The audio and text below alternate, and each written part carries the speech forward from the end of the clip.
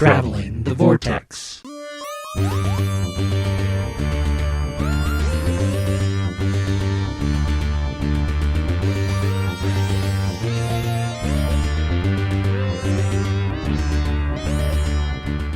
We've joined the Master as he travels the Vortex and arrive at episode 517.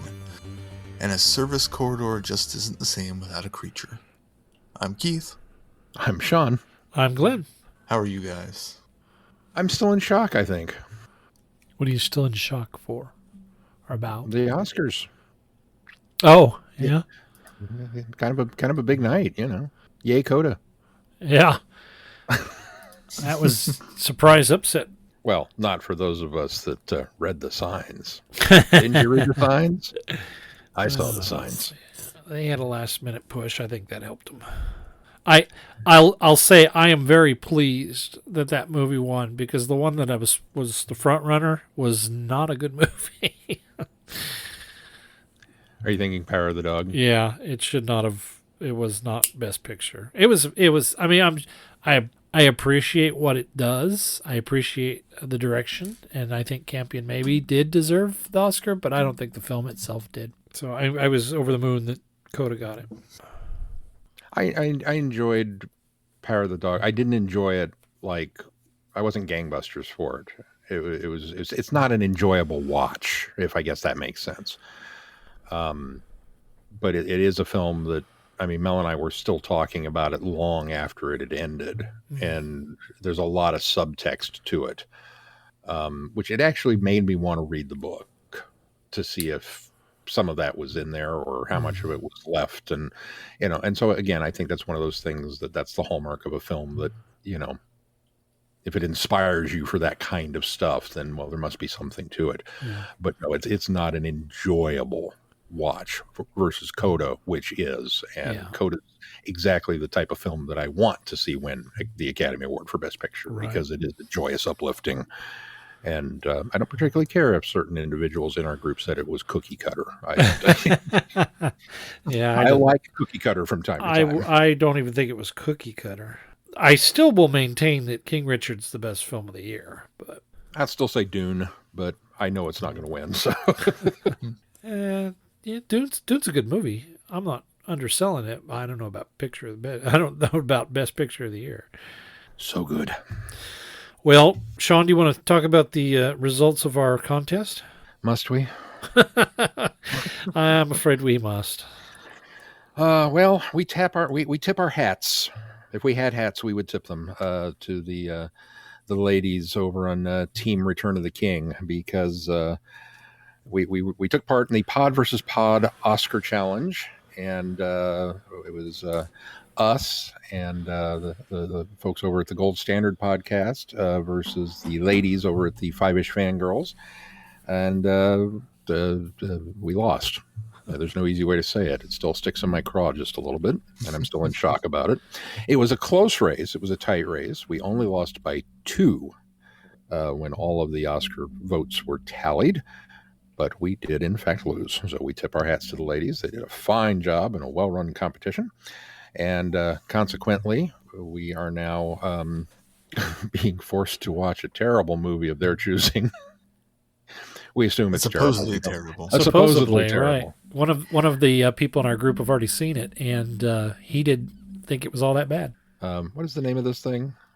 The Home Team. Home Team, starring Kevin James on Netflix. One of the Happy Madison run of pictures. It's supposedly based on true events. It's got a 6 out of 10 stars on IMDb. Yeah, it seems to be a fan rated film. It's not got a high Rotten Tomato number, or a percentage, but it seems to be a fan favorite, because it's not getting terrible reviews from the public. Does any Happy Gilmore film these days get a good critic review?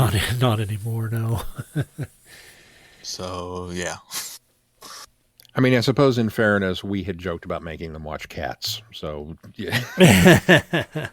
all things in consideration, right? We're probably getting off the hook easy. Right. Oh, yes. Quite. At some point in time, we will review that and have that for you as. Are we going to do that as a Patreon special? Yeah, we'll have that as a Patriot Exclusive window. exclusive. For those that are interested. And of course, the Academy Awards were last night, and all the news that's fit to print has been printed. I think at this point, it was an interesting evening. Certainly one that no one will forget. That is true. Up there with Marlon Brando not picking up his Oscar, and David Nevin's Streaker, which may or may not have been Jack Lemmon. So we'll leave it at that. But fun night, all things considered. Fun night. Did you guys do anything else this week? Watch anything or read anything? No, I did a lot of homework for the show. I actually kind of got movied out, which is a strange thing to say, but in the mad rush to get caught up for the Oscars, Mel and I managed to knock out 9 of the 10 Best Picture nominees, and just couldn't quite bring ourselves to get into Drive My Car, which is the 3-hour international film. Just sitting through 3 hours of subtitled Japanese language, it was just kind of like, nah, not really feeling it at this moment. So I'm sure we'll get to it at some point in time later. But so we delved back into The Rookie, which is back for the season, and watched a couple episodes of that here and there. But yeah, didn't really do much in the movie front. What is The Rookie? It's Nathan Fillion's cop show. Fillion, Oh, yes. Okay. which is delightful. It really is. It's really good. For a procedural, it's way better than it has any right to be.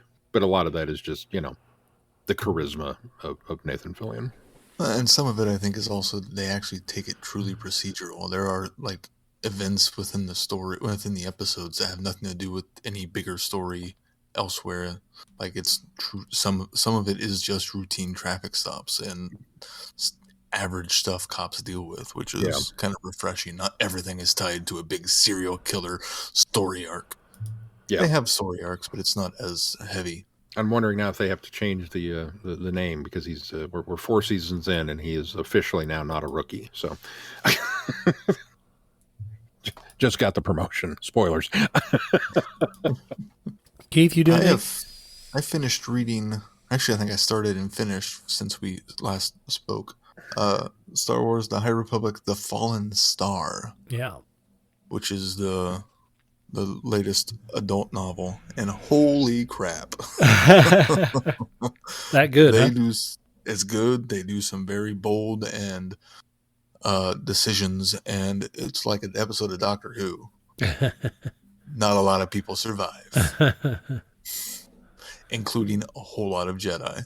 Oh, wow. So they're, I don't know what their plans are in the future, but they're culling the crowd of characters like crazy. Well, I'll be darned. Yeah, but it's good. It's definitely worth reading.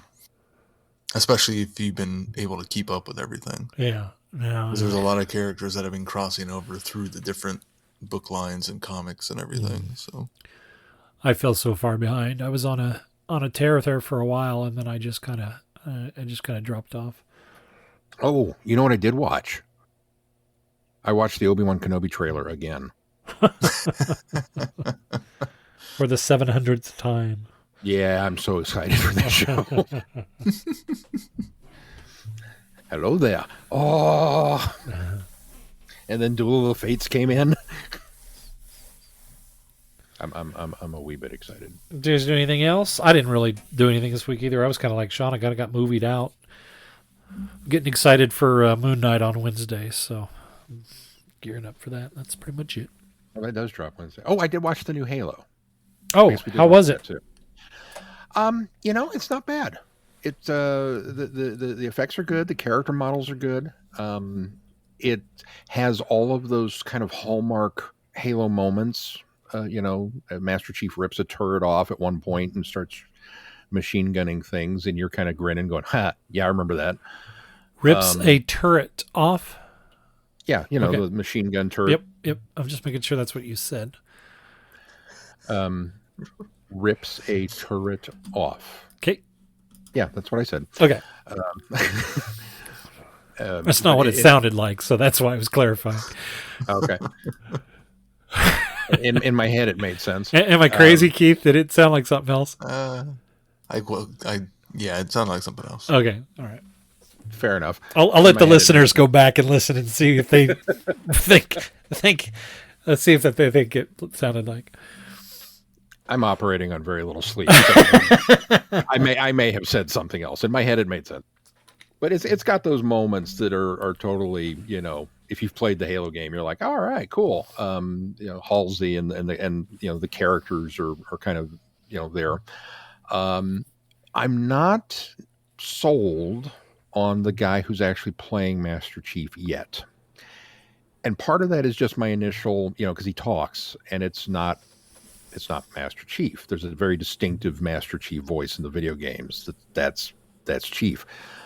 And yet, I don't know if you guys watched the live action Cowboy Bebop that Netflix did.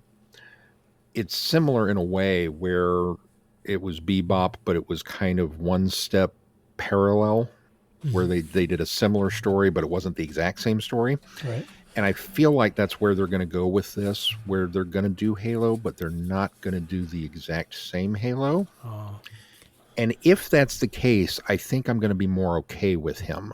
And the reason I can say that is because in the video games, Master Chief is kind of a cardboard cutout. But he has to be, because you're playing him. You're the active player. So anytime you do something that's badass, it's because you did it. On a TV show, it's more passive, and you're watching these events unfold. And so they kind of have to give him a little bit more than just this cardboard cutout in order for me to be invested in him as a character. And so they've given these little dollops of a backstory. And so if they follow that through in order to make me latch onto him as a person, I think it'll work better for the storytelling that they're hopefully going to stick with. But we'll see. Like I said, the first episode, it didn't blow me through the back wall of the house, but it was all right. So okay, we'll kind of see where they go with it. Well, I'm going to try and check it out this week. So, all right. Well, do we have any news to report on? I think we do have one news item, Keith. Yes, Legend of the Sea Devils, the next special, will be coming to us on Easter Sunday, April 17th. Yay! It's actually on Easter Sunday. So your Easter Saturday jokes are null and void, Sean. Sunday. It's an Easter special. It is officially an Easter special now. I'm still going to say Easter Saturday. Well, you can try to watch it on Saturday, but I don't think you're going to find it. Wibbly wobbly, timey wimey. It'll be on Saturday somewhere. Then maybe the next Saturday if you DVR it. Yeah, probably not. I don't think I can back that up.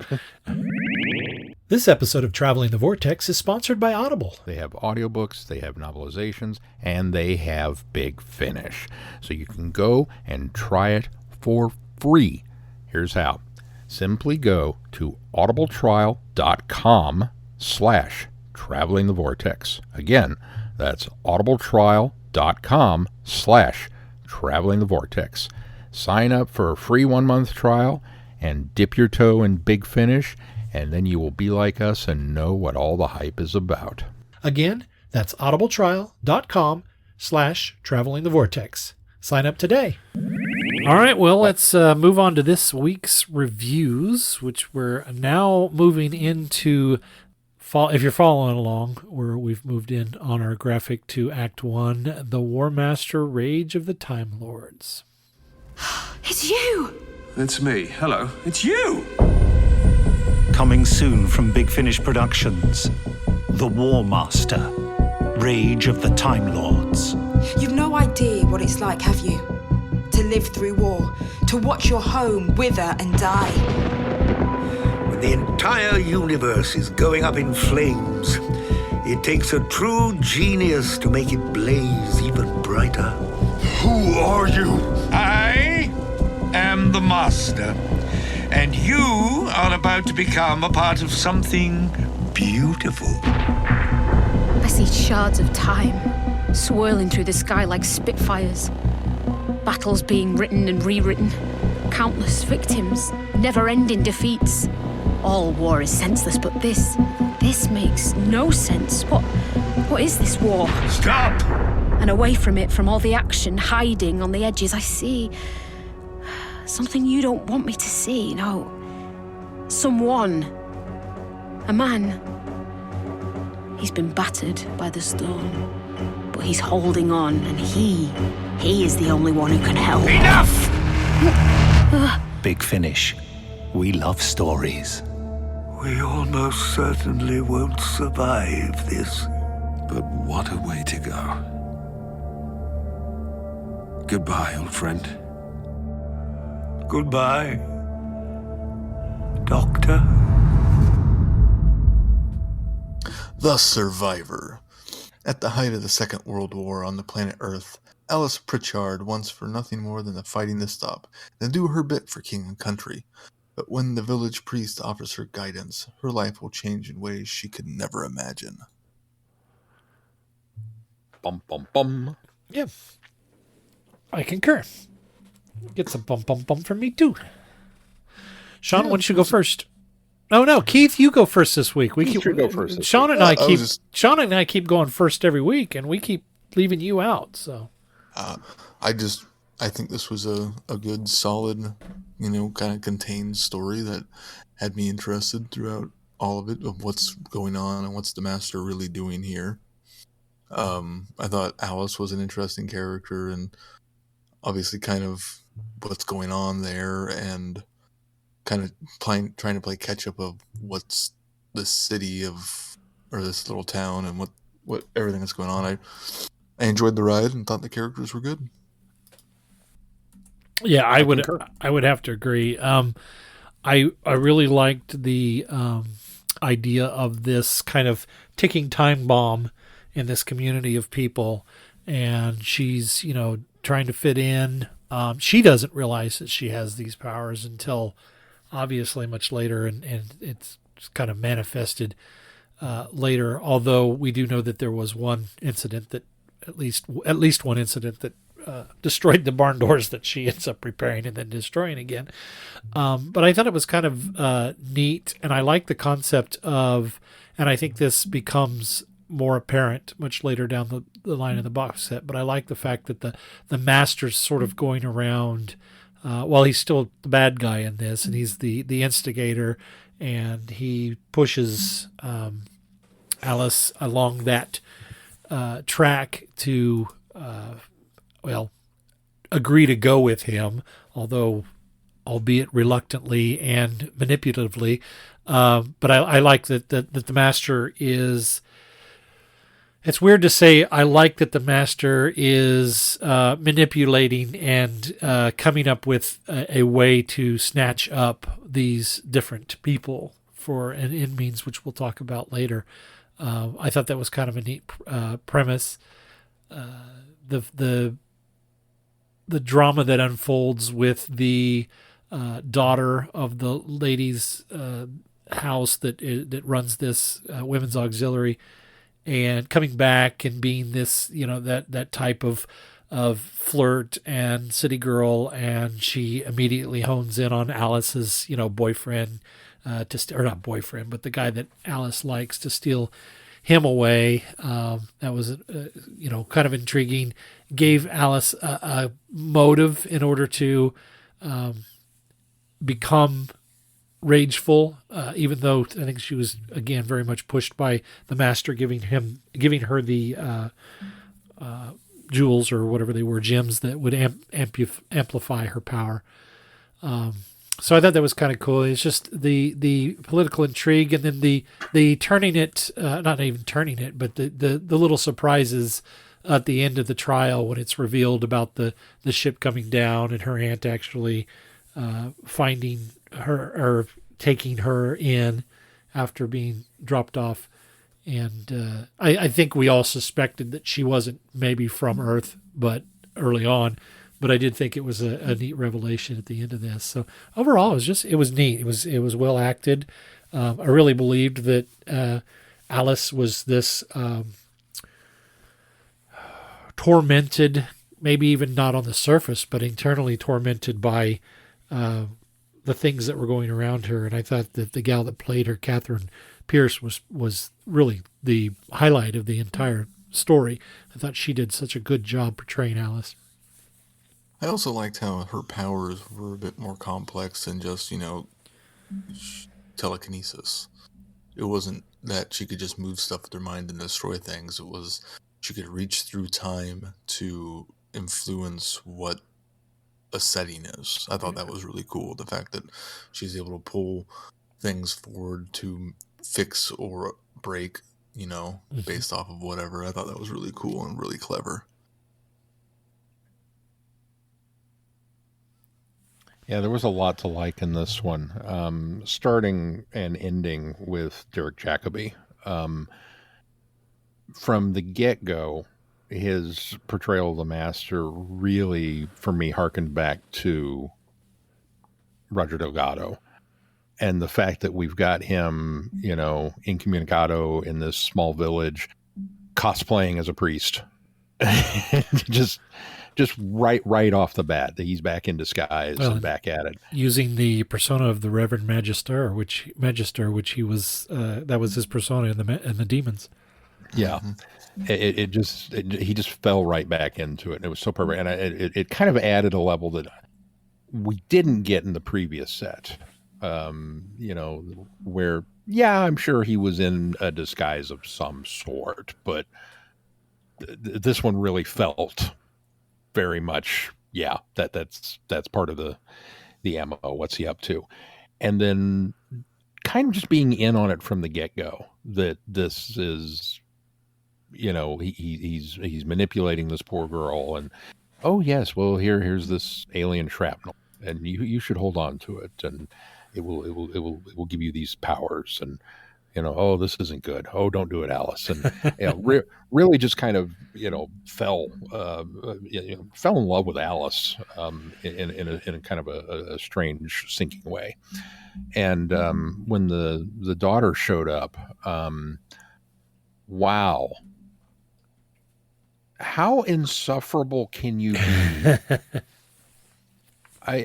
I'm trying to think if there's a record in a Big Finish audio for being like from zero to hatred, because it did not take long. I had a very instantaneous gut check reaction to this woman, and I despised her pretty much instantaneously. It was just like, okay, I don't like you.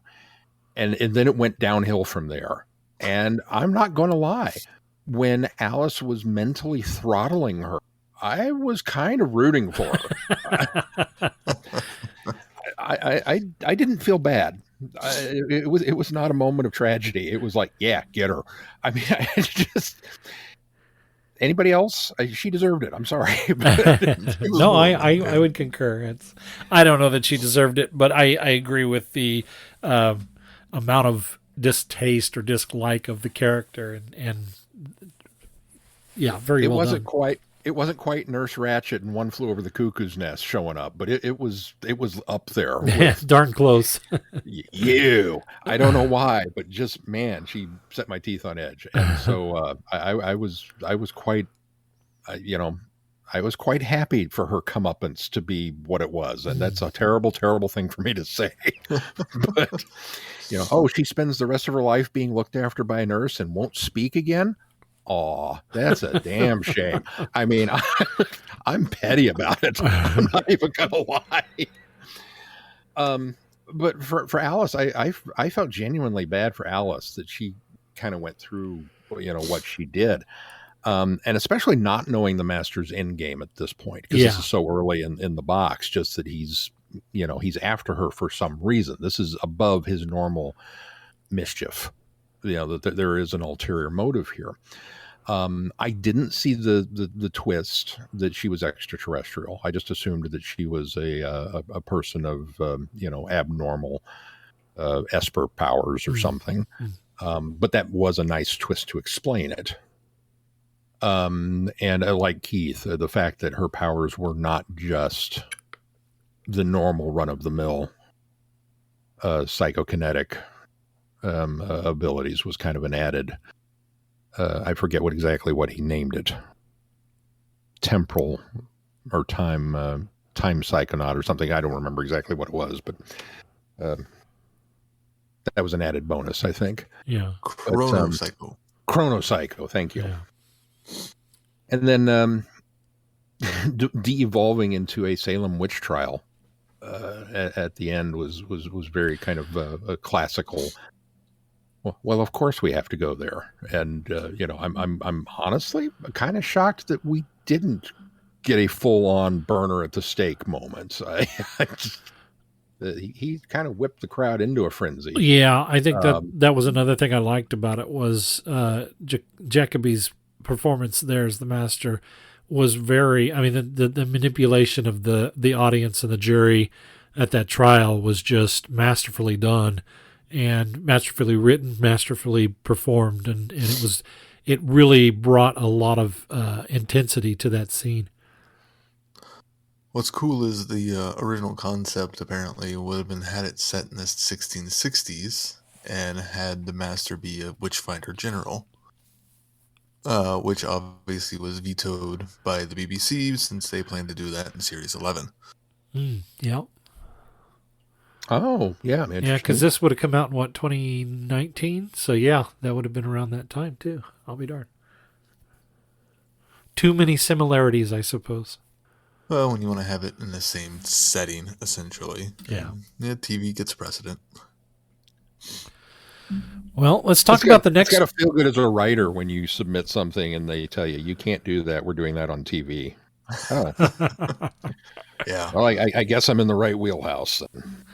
Let's talk about the next one. Well, go ahead. Oh, no. The Coney Island Chameleon. When the carnival arrives on Coney Island, it brings with it the most incredible specimens that New York will ever see. Unfortunately for the acts, not all eyes on them are friendly. Enigmatic businessman T.S. Marith has taken a shine to the Coney Island Chameleon, for example, and he will seemingly stop at nothing to acquire her. I'll give this one a bump too. I don't know that I enjoyed this one as much as the first one, but this one was kind of cool in a different way. And by that I mean I liked the concept of the carnival, not even a carnival barker, the sideshow showman, and he's got this, band of misfits, I suppose, that we don't get to know a lot about because that's all sort of off screen. But he also has this woman who has this power, and that's basically a chameleon, and can. I got the impression that she not only can just her body doesn't necessarily change just to look like it, but almost mimic it, because they talked about when she was in front of the, I don't know, was it concrete or stone or whatever, and the guy felt her face, and it was cold. I thought the other thing that I thought was kind of cool was so many times you get the carnival head that is the kind of the slave driver or the, manipulative, oh, we're going to do it this way, or they're very forceful or very mean. I really like the fact that this Sabatini was kind of a softy at heart. And number one, he had sought out the Elephant Hotel, or had gotten the Elephant Hotel lodging for his crew, and mostly because that way they didn't have to sleep out in tents in the cold. And when she would ask him, I don't like when they touch me, and he kind of reluctantly agrees that they don't have to do that anymore. I think maybe that wasn't it. There was something that she asked. Maybe she asked for them to at least not touch her face. Yeah, that was it, right? And he agreed to that. And so I liked kind of his gruff but soft touch with her, and I thought that was kind of unusual for a character that you get in these stories. Yeah, I agree. Sabatini is probably the best part of this story. He comes across one way, and you have these expectations of what this character is going to be and what it's going to be like, and they subvert it every chance they get. And it kind of makes it a little bit more tragic and more of a surprise when it comes to reveal that it's actually Sabatini that the Master wants and not Esther for whatever he's working on. The fact that they subvert it all the way through up to that point, and then I still didn't see that coming. Yeah. It just shows how well written this story is. I think that, at least the characterizations. I think that since you went to that point, I think that was the letdown for me, though, because I sort of felt that while I liked the surprise that, because we get the impression that the Master is collecting specimens because he's gone through this with Alice. He seems to be pursuing Esther, and then so when we get to the end and there is that, no, he's the one that he was after all along, I did like the surprise of that, but there was so much you didn't give me enough of Sabatini's whatever ability the Master was looking for. And I think they kind of, he says what it is, and kind of, his strength and determination or whatever. I don't remember even how the Master describes what he was looking for in the character, but it seemed like there needed to be more, that like Sabatini needed to have more of that in his character in order for me to then buy the fact that, this wasn't just, stunt writing in trying to trick me into thinking something and then, pulling the wool out. I think if Sabatini had some hidden talent greater than just being a strong man, I think that I would have liked that ending better. I didn't hate it, but I think I would have liked it better had there been a little more. I could see that. I didn't like it. Any of it? The Coney Island chameleon, there was no chameleon, and they weren't on Coney Island very long. I just felt from off the bat it was kind of a misnamed episode. It does go off the rails a bit towards the end from what it's titled and what it leads you to believe it's going to be. I'm kidding. Honestly, when I thought I was very excited over the idea because having come off of the Oscar viewings this week, and in particular Nightmare Alley, I got excited because I thought, what a perfect place for the Master to hang out in a freak show at a circus, on a Coney Island kind of. This is going to be right up his alley. Why I don't think we've ever seen him in this kind of environment. Why haven't we seen him in this environment before? This is perfect for him. And then we didn't get that. Instead, we got this kind of cross-country train chase, which was interesting because they didn't, for an episode that is titled The Coney Island Chameleon, we really didn't spend much time in Coney Island. But everything you said about Sabatini was spot on, that he was such a departure from the norm that you couldn't help but gravitate toward him as a character. And the more mysterious Esther was, the more you really came to desperately want to know more about what is the deal with this woman, and how does she have the abilities that she have, and what does the Master's plan for her, only to find out that no, that was the ruse, that it was all about Sabatini to begin with. And it had these great little character moments. We get in this one in particular is a bit of the Anthony Ainley insanity Master when he's lighting the fire and simply delighting in being a pyromaniac. which was it was almost a step aside to just his cackling laugh as he's starting this fire. And it's something like, of all the things the Master delights in, we've seen him delight in murder, we've seen him delight in chaos, we've seen him delight in fire is not something that I think we've really, other than just the destructive act of it. Or using it against the Third Doctor in the Mind. What was that? The one where they're in the prison and he's using the device. Mind of Evil. Mind of Evil. Mm-hmm. Yeah.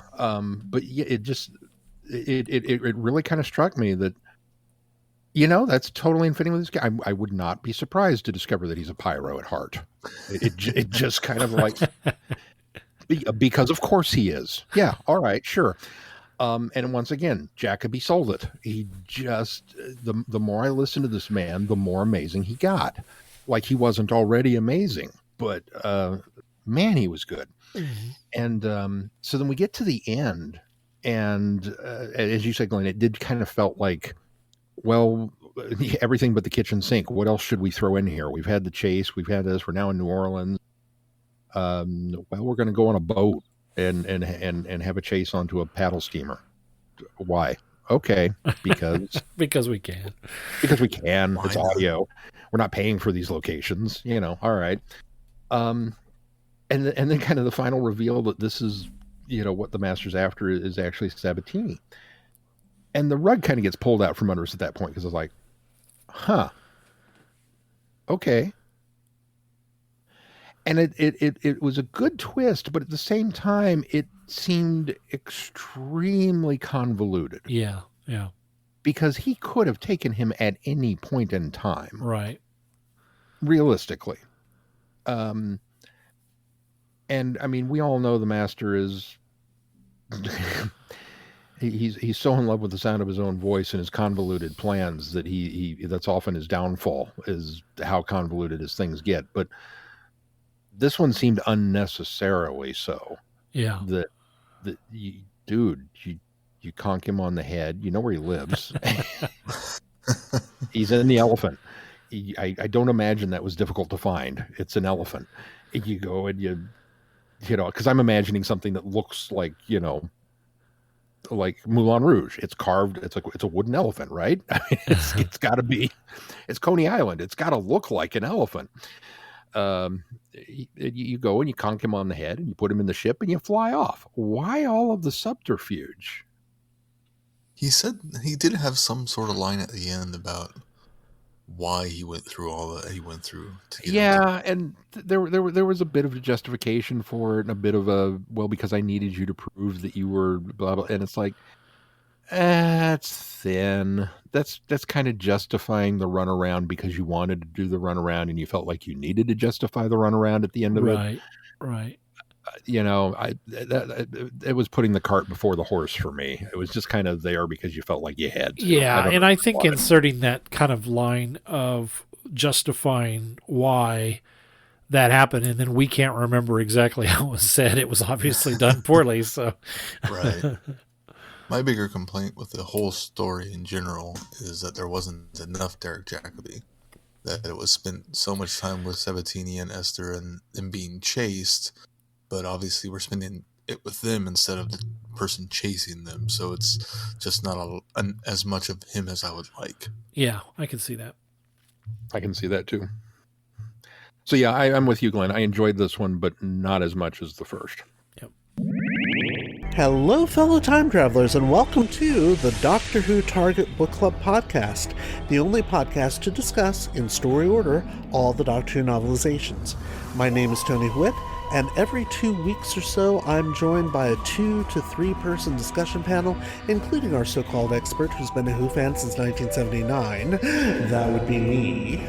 We also get the views of intermediate, casual, and novice fans who either have never seen the show or who have never read these books until these podcasts, including Dalton Hughes and Alison Fitz-Seyfried. You can find us on iTunes, Stitcher, Spotify, or wherever you find good podcasts, or even ones like ours. You're listening to Traveling the Vortex, a Direction Point podcast. All right, well, let's move on. But I'm going to have you guys indulge me with this. And Keith, I'm sorry to throw a monkey wrench at you if you don't have this one ready. But I think we should do the Diary of a River song story at this point, because I sort of feel like this one fits between the two we just reviewed and the two that close out this box set. So if you don't mind, let's review the Diary of a River song 5.4. Concealed Weapon. A deep space exploration mission nears its end when suddenly the crew starts to die. River must try to protect her colleagues and work out what else is on board their ship. Something is stalking them, and the deadliest master of all has his own plans for River Song. I'm glad. I'm so glad. We're on the same page. Here's the I downside really of wanted this to story. like this one. Yeah. It's not any better in context for the box set either. Well, and it doesn't seem like it even needs to be, because it really does feel like its own story. Does the box set up why she's on this ship with these ladies? Okay, so then, yeah, it doesn't necessarily need to, and I'm glad to hear that, because that was my only question. Was we didn't really get a good explanation. Well, that wasn't my only question, but that was one of my questions. Was we didn't really get a good explanation as to why River is here at this time. We know she's going to the surface, or were they returning from somewhere, or were they going somewhere? I can't remember how that was, but anyway, Yes. They were heading somewhere. Yeah, okay. So she was obviously going to wherever they were for some purpose or reason. But they never really divulged, I don't think, unless you guys can correct me if I'm wrong. They didn't really divulge what she was doing there. It's probably inconsequential to the story, but that was one thing that troubled me. I really wanted to like it because of the setting. I enjoy spaceship stuff. And River, the fact that they never explained what River was doing there, that's kind of immaterial. River's off having an adventure doing something. Okay. I can get on board with that. What's River doing there? She's putting together an entry for her diary. Yeah. Yep. Beyond that, it doesn't really matter. She's having an adventure. Okay. Beyond that, what I didn't like about it is River was kind of dumb in this. Yes. Oh my God. I totally agree. She was always on her back foot through this entire story. She starts off and she has this wonderful insight about how many life forms are you reading. And, oh, what a brilliant piece of it, there's somebody else on board. Okay, we're right here with you. And then gets the printout or whatever, that it's a biovascular, a dual vascular system, and immediately jumps to the conclusion that it must be the doctor, right? One of them, and that she's going to do nothing because he will reveal himself in his own time and save them. And I literally, I was listening in my car. I was at a stoplight, and I did a facepalm. Yep. Now, admittedly, I had just come off of a master box set, so the seed was planted. But still, that's the automatic assumption. I mean, first of all, there are other people out there with two hearts other than the doctor. They're called Time Lords. She should know that because she is. She of all people should know that. Yeah, she is a time lady. At least part time lady. And secondly, you don't need the doctor to come save you. You are River effing Song, right? The last time I checked, it's your name on the box set. I mean, yeah, the doctor can come save you if it's a Doctor Who episode, because it's his name on the episode. But frequently, you're the one that comes to save him. And so just that insistence that, oh, he'll come save us was like, oh, we're doing that. And it was another instance of a woman being robbed of her agency. And I get very tired of that kind of storytelling, because, well, that's what the demands of the plot are. So I sat back and kind of half listened to the rest of this adventure, where then we're going to make a series of bad decisions where we know there's somebody else on board. We've already had one person murdered, and then we almost get sucked out of an airlock, and we do lose the captain. So now two people are gone. And the computer randomly says, hey, there's a problem. I can't tell you what it is. Can you come down here and check? And they willingly send the third victim to the slaughter. Yeah. It's like, you're not going to pair up. You're not going to send somebody with her. Talk about cookie cutter. I mean, and I face palmed again. It was just, oh man. Okay. And I'm thinking this as a, once again, I have to put myself into these people's shoes. You're in space. You are a scientist of some sort. Now, I like to believe that they don't let idiots go into space. There's a test for this. You have to prove that you're not going to push the self-destruct button on the ship, right? I mean, this is the reason we don't let chimps fly the spaceships. So you have to say, you have to be smart. You are a scientist. Therefore, you are, you passed a couple of tests. You probably have a degree in something. You've proven that you're smart. You're going into space. You've proven that you're smart there too. You are doubly smart. How can you be so bad at the common sense stuff? And I see this all the time in science fiction shows. Alien Covenant was right up there with this kind of stuff, that they took these people and put them all through all these paces. And I just shook my head and went, I don't buy this, because I refuse to believe people are this dumb. I just, like, normal people, sure. You want to set this on a farm or, in a big city somewhere and have normal everyday people make these kinds of decisions. I'm on board with that, because people are dumb. But space people? Scientists? No. I refuse to buy it. And so the whole rest of the story just kind of fell apart for me at that point. Jacoby was wonderful. Alex Kingston was wonderful. I really enjoyed the computer, although it kind of makes me nostalgic for when you have a doting supercomputer that can do everything for you. Why would you travel to any other time frame? Yeah. I'm such a person of creature comforts. I can't fathom roughing it after that. Right. I don't care what time frame I'm from. Doc, you can leave me here, because this is it. But so yeah, the rest of it was just kind of like, I did think the mind wipe at the end was a nice, clever way of getting around certain issues.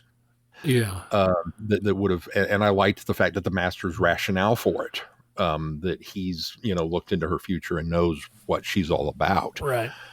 So it was like, okay, that's kind of cool.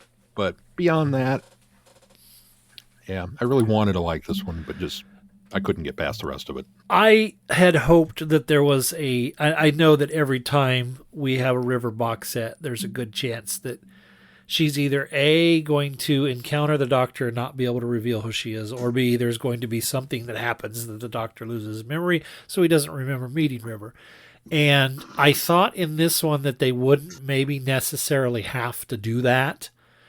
But I understand why they did, but it's so cliche that I was upset that it was so simply done for this story. And that was another thing that added to my disappointment with it, is I wanted maybe them to find a more clever way to have taken the memory away from her so that she wouldn't remember it. You said everything that I felt about this story almost word for word, Sean. So I'm going to let. I know that's fine. I'm going to let what you said. Wound up. I'm going to let what you said stand for me as well, because I completely concur with everything you said.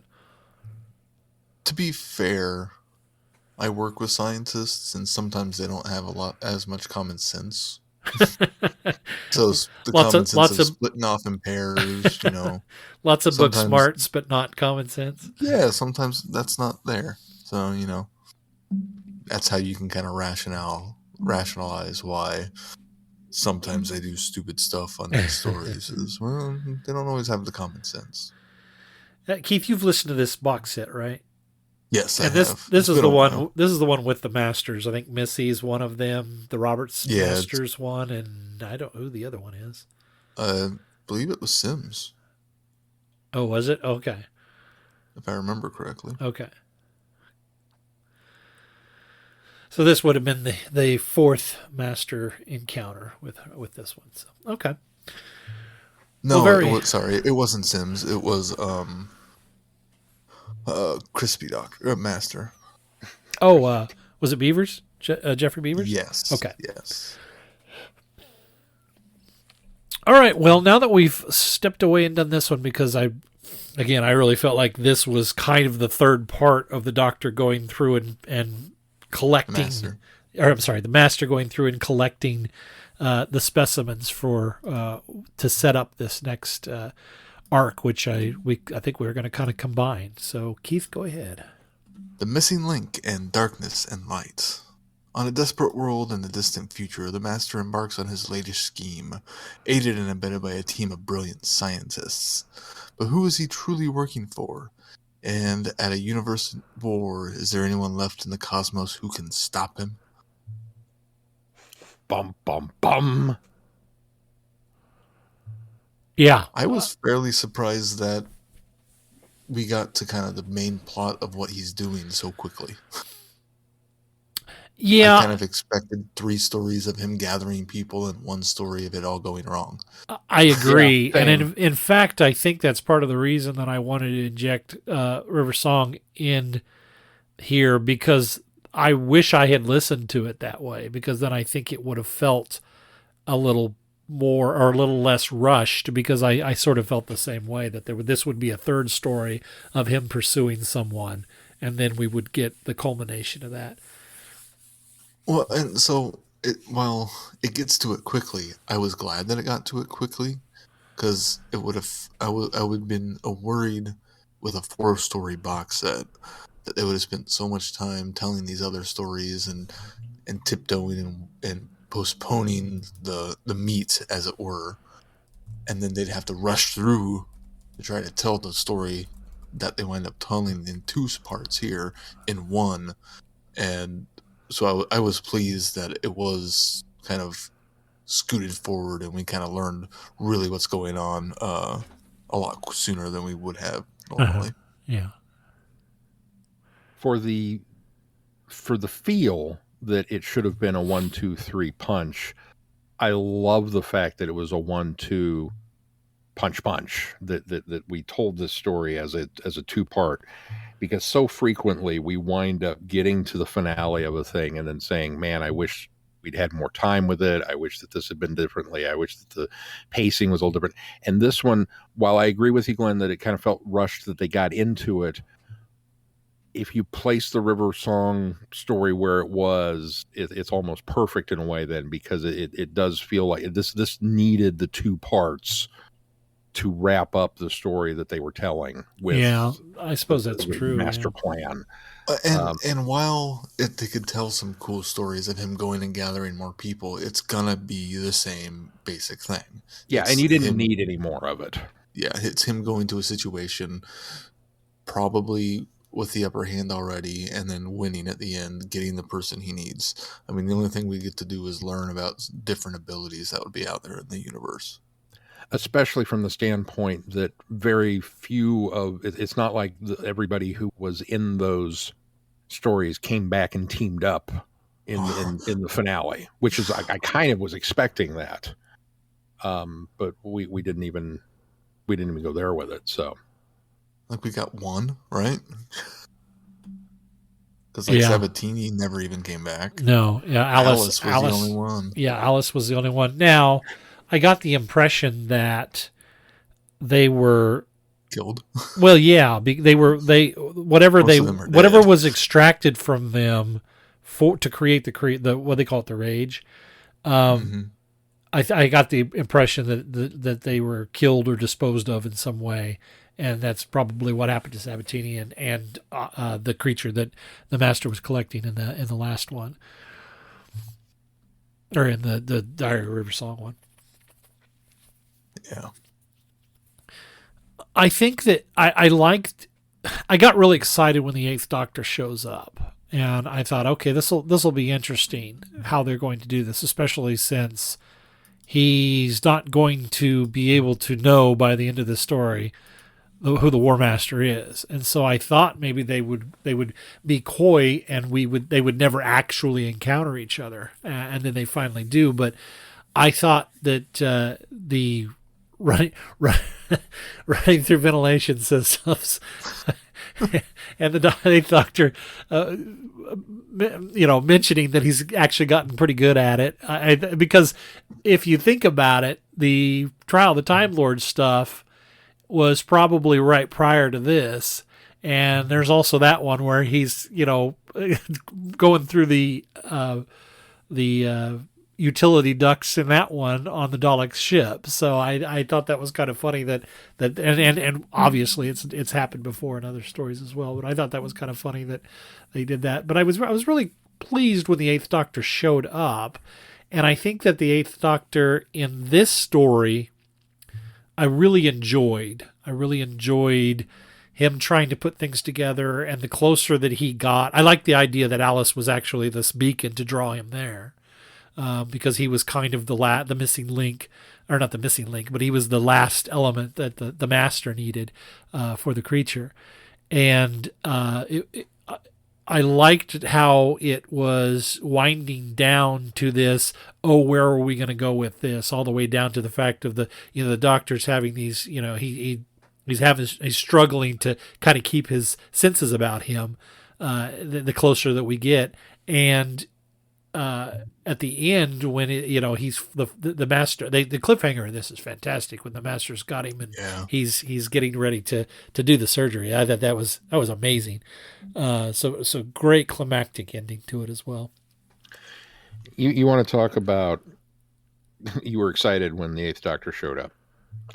So I'm listening to the set, I'm going on, and I'm so used to this now, it's a Master set. I'm in Master mode. I'm full blown, almost rooting for Jacoby at this point. And then the voice. It has the same gut check reaction to me as, well, I'm a doctor, but probably not the one you were expecting. and just out of, I mean, it has quite literally the same effect on me as, hey, Cap, are you out there? On your left. It was that kind of vicereal. I fist pumped in the car. I was so happy that Paul McGann had joined the fray. It was just, yes! Just absolute elation. Both hands in the air. People staring at me like, what is going on over there at that guy at the stoplight? So you obviously hadn't seen the cover art. I had not seen the cover art. I didn't know. So it was a complete shock to me. And not only that, I'd realized how much I'd missed him. But if there's one thing that these stories have been missing, which it was very prevalent to me throughout the first Master box set that we listened to, in the back of my head, I was kind of keep going, where's the Doctor at? And I had to keep reminding myself, oh yeah, the War Master. We're doing the Master. There's no Doctor in this one, the War Master. So by this time I had, I'd set my brain dial appropriately. It's a War Master set. Okay, we know what we're in for. And then the Doctor shows up. I was like, yay! It's like bonus candy day at work. I mean, it was just somebody brought donuts in the break room. There's no bad that can happen to you today. I mean, it was such a pleasant yay moment. And Paul McGann is, of course, awesome as always. But what makes this even better, I mean, yeah, the plot and she's a beacon and she draws him in and there's great cliffhanger and everything. I'm going to dive right into the second part. Yeah, that's fine. Jacoby and McGann together. Mm-hmm. I may have a new favorite Dr. Master pairing. Oh my God, these two played off each other to such a degree that it was, I genuinely could have cared less about what peril they were in. It just, the world is ending. I don't care. They're in a duct. They're riffing on each other and they're in a duct. There's something hunting them. The Master may not even be the Master. He may be a duplicate already at this point. The Doctor may be a duplicate at this point. I don't care. They're riffing on each other in a duct.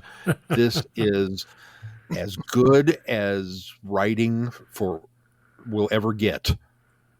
To give out all the awards right now to this, because we're done so well that it even allows for some downtime between the two and letting them reminisce about the old days. Just it's very subtle and very brief, but really well done with among all this chaos, and they're able to, have that moment. I thought that was kind of cool.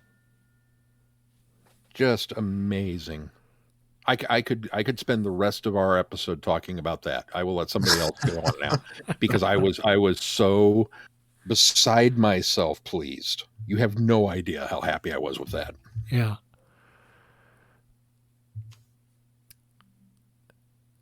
I unfortunately think that the story sort of devolves and becomes contrived.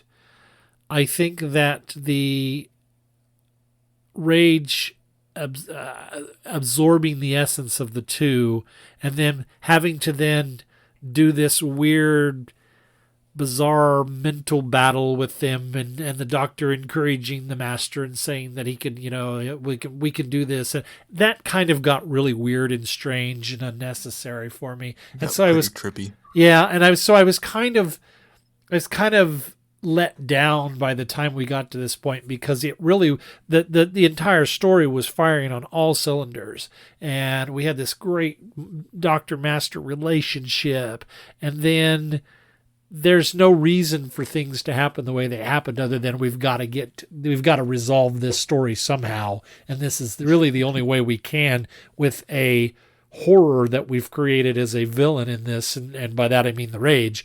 And there, this is the way we're going to have to deal with this, because realistically, the thing was going to be this omnipotent thing that if they hadn't, then it would have run amok. Yeah, it wouldn't have. There would have been no controlling it as a weapon, as they were trying to do, because this was going to be their weapon to deliver to the Time Lords. And we had the one guy that was actually working behind the scenes that was.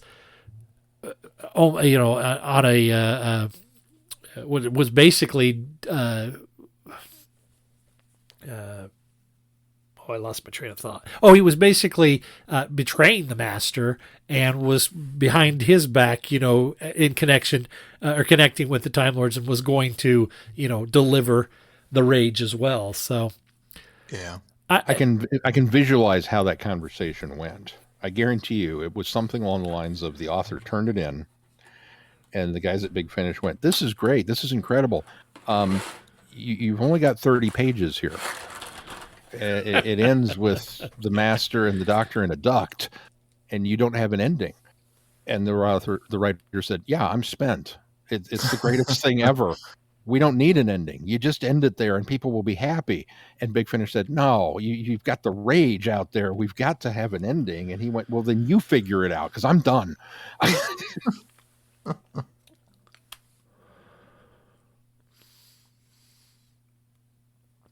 Did anybody else think the rage maybe was going to be the Timeless Child?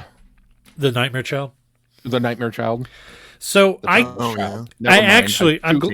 glad you brought that up, because when I started listening to this box set, I almost wondered if Alice was the Nightmare Child, and that they were going to that was where they were going to go with it, and they were going to drop that. We're going to go, okay, this is the origin of that story, and they didn't go anywhere with that. And so when we got to this, and this was the rage, before they named it the rage, or before he called it the rage, I almost expected him to say, "This new creation, this child of mine, this nightmare child." And I thought, oh, this would be great. So I was setting that up in my head. Then when he's called it the rage, I thought, okay, well, it's kind of a simpler name, but it's kind of on the nose. But so I thought that's why they named the box set. Yeah. I thought that's where they were going to go with it, and I was very hopeful that this would be one of the ways that we would kind of get some of the backstory of the Nightmare Child. That so far still has just been a name drop. I had a twisted, complicated relationship with that, because the whole time leading up to it, I was kind of hopeful, thinking, oh, this is where we're going to go with that. That'll be kind of cool. And then I had this flashback to a conversation that we had on this show where I was very adamant that I didn't want to know. Yep. I was going to bring that up too. And I thought to myself, shame on you for being so wishy-washy. You said you didn't want to know. And well, I don't. But this would be pretty cool if they did go there. Oh, guess what, Sean? You still don't know. and then they didn't go there, and I found myself slightly let down that they didn't go there. So I guess just put me in that section of fandom that doesn't know what they want. And then, of course, we default to the Master's got to wipe the Doctor's brain, but not for the convenience of the story so he doesn't remember him, so that we can have an encounter with the 10th Doctor, being surprised. But mostly because he doesn't want to be sentenced or sent back to the Time Lords in order to be put on trial for it. So just make the Doctor forget and everything goes away. I was like, okay. Never mind that the CIA is going to come looking for their agent. Right, exactly. That part I thought was kind of clever, and because it reverted back to the classic MO of the Master got in over his head, and had to team up with the Doctor to solve the problem. Yeah. So it was a considering how much time and effort he put into the rage, though, it did feel like he flipped to kill it a little too quickly. Although he kept claiming he had plans upon plans upon plans, and so it was hard telling how many times it was part of his plan just to get the Doctor into the correct position, and how many times where it was a really, okay, yeah, we've got to destroy it because I don't have any other choice. Well, you say that, and in the River Song story that we just reviewed, she is describing the Master and how the Master always has a plan upon plans, and he's always one step ahead. And as she's telling these ladies that, I'm thinking, well, you didn't just listen to the last story that I did, where he didn't really have a plan at the end, although he kind of did, but he didn't. So, but then she followed that up with, and even when he fails, he'll say that was part of the plan. Right. Oh yeah, that's true. That's true.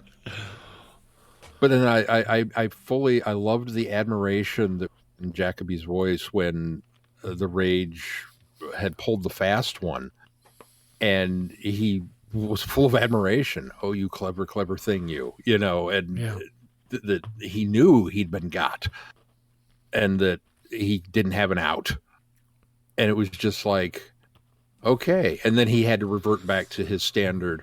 I am the Master. You will obey me. I am your creator. Dude, that doesn't work. I mean, props for effort, because that's also part of the MO. When in doubt, shout at it. But when in doubt, try to hypnotize. Yeah. Now, I would have liked if Alice had managed to tie in a little bit more instead of being dispatched as quickly as she was at the early part of this. She was a bit wasted.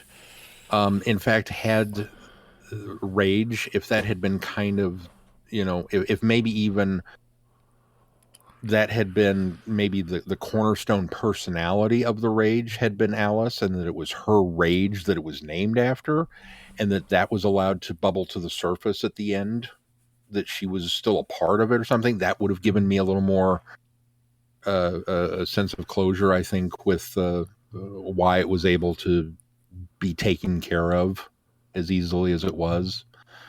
But all in all, I can't complain. Again, the meeting of the Eighth Doctor and the Master, everything else took a back seat to that section of the story, and I'm kind of okay with that, because when you do something as great as that segment, if nothing else measures up, I can't complain. How can anything measure up? Yeah, because it's not going to. It just can't. Yeah.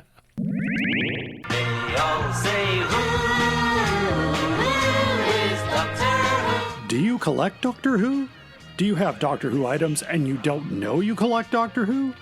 For all things in the Doctor Who collecting world, tune in to the Doctor Who Collectors Podcast, a Direction Point Network podcast. I am Larry Van Rosbergen, your host, and I have been collecting Doctor Who for 40 years. With popular features like collection protection and the most outrageous offer, we have a lot of fun. Available anywhere you get your podcasts. You're listening to Traveling the Vortex, a Direction Point Network podcast. All right, well, Sean, what do we got coming up next on the schedule? I don't know, but it won't be as cool as Paul McGann showing up. I tell you that. Coming up next on the schedule, we have... let's see, where are we at? We're in Act 1. Unit, Cyber Reality. This will be from Unit, the new Series 6 from Big Finish. So all 4 stories that make up this particular box set are next according to our timeline. And then if our math is correct, we will sidestep away from the Time War in order to tackle a certain Easter special and some Sea Devils.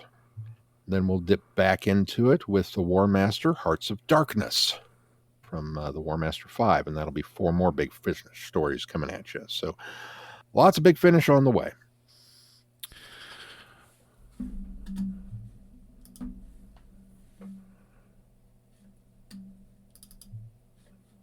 Did I lose you? Sorry, I'm here.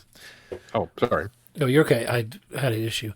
All right, be sure to check out our website, travelingvortex.com, for updates on this podcast. And if you get any value out of this podcast, why not consider putting some value back into it? You can do that by clicking on our Patreon link and consider supporting us. Also, please consider giving us a 5-star review wherever you subscribe to the podcast. It helps bump us up in the ratings and the recommendations. And, of course, join in on the conversation on our listeners forum on Facebook. Anything else we need to cover this week before we close, guys? If not, until next time, I'm Glenn. I'm Sean. I'm Keith. Cheers. Good night, everybody. Be seeing you. Thanks for listening. You have been listening to Traveling the Vortex. Doctor Who and all of its associated programs are owned and trademarked by the BBC. No infringement is intended or implied. Direction point! Direction point! A Doctor Who podcast network.